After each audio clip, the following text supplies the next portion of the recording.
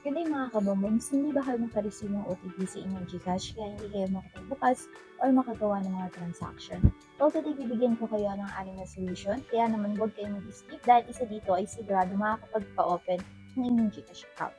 Okay, let's start. Ang unang gagawin natin, kailangan natin i-check yung ating internet connection.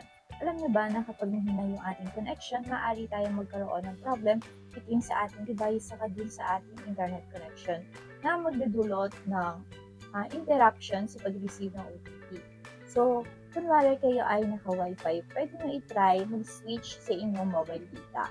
Kapag kayo naman ay naka-mobile data, kailangan nyo i-try mag-connect sa Wi-Fi. Now, kapag hindi naman internet connection yung problem nyo, mag-move na tayo sa second option. So, yung pangalawang paraan na ibibigay ko sa inyo, kailangan nyo pumunta sa settings ng inyong device. So, para makapunta sa settings ng inyong device, pwede nyo makita yan dito sa may taas ng inyong phone o kaya sa may baba. And pwede rin naman dito sa mismong settings app. And dito nga, hahanapin lang natin yung mga apps or yung app management. And dito sa may app management, isi-search lang natin dito yung GCash under ng app keys. So, para mahanap natin yung GCash, i-type lang natin dito sa search tool para hindi na tayo magtagal, okay? Pero habang loading pa mga kabombons, huwag niyong kalimutan. Like, subscribe, and hit the notification bell for good luck. Now dito, type lang natin yung GCash and lalabas nga dito yung GCash app. Now, ang gagawin natin is select natin yan. And dito, tap natin yung storage. And dito sa may storage, makikita nyo dito yung clear cache and clear data. Now remember, kapag tinap natin clear cache, wala namang mangyari doon sa app natin. Pero kapag clear data natin, kailangan natin ulit mag-login ng ating credentials. So, para lang tayo nag-uninstall and install ulit ng app, okay?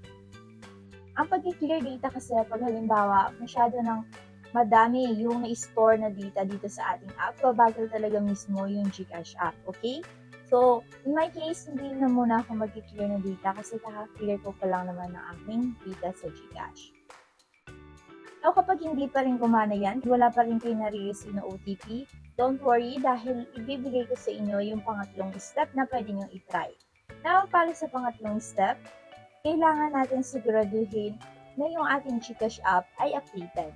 Para makita natin kung updated pa ba yung ating GCash app, pwede tayong pumunta sa Play Store or App Store. And dito, isi-search lang din natin yung GCash app.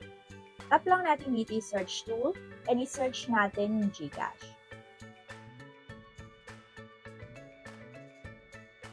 And dito nga, makikita natin kung outdated na ba yung ating app. Kapag ang nakalagay dito, update, ibig sabihin kailangan yung i-click yon. Pero take note, kailangan meron tayong malakas din na internet connection, okay?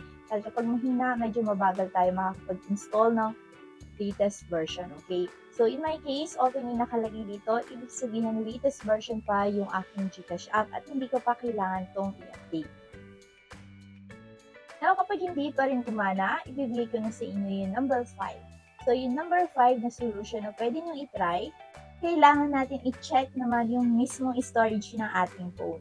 So, kanina, pumunta lang ako sa may shortcut, pero ipapakita ko din sa inyo yung mismong settings app. So, ito yung settings ng aking device. So, sa inyo, hanapin nyo lang yan. And ito, hanapin lang natin yung mismong storage ng ating device. Kapag kasi full storage na yung ating device, katulad na lamang na ginawa ko sa aking GCash kanina, if ever na full storage na nga, kailangan natin mag-clear ng data, ganon din sa ating mismong settings ng ating device.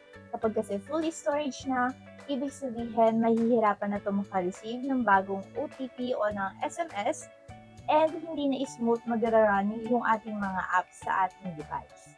Now, para ma-check natin yung storage ng ating device, hanapin lang natin yung storage and i-tap natin yan. Minsan kasi hindi naman nagpapadala ng notification yung ating device na kulang na yung storage natin or paubos na.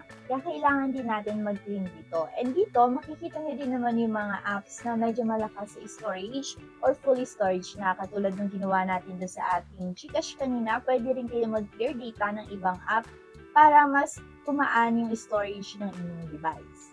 Now, kapag nag-clear na tayo ng storage, makikita natin na mas magiging smooth na yung ating device at kung ito yung problem natin, sigurado na masisolve na yung problem natin sa pag-receive ng OTP sa ating GCash. And now, kapag hindi pa rin gumana, kahit sinubukan nyo na lahat ng binigay kong solusyon, meron tayong pinaka-last option na kailangan nyong i-consider.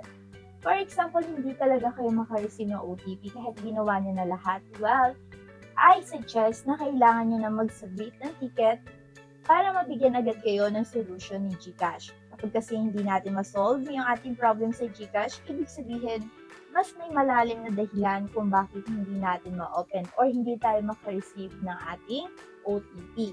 Maaaring meron tayo nalabag na rules ni GCash. Now, para malaman natin yung kasagutan dyan, kailangan natin mag-email sa kanila or mag-submit ng ticket. Kung hindi nyo na ma-open yung mismong GCash app nyo, okay lang dahil meron naman na tayong tutorial kung paano ba mag-submit ng ticket gamit yung Google. Dito na lang ang video natin for today, pero kung meron kayong mga katanungan, iba nyo lang yan sa ating comment section. At pag may time kami, bibigyan namin ng kasagutan.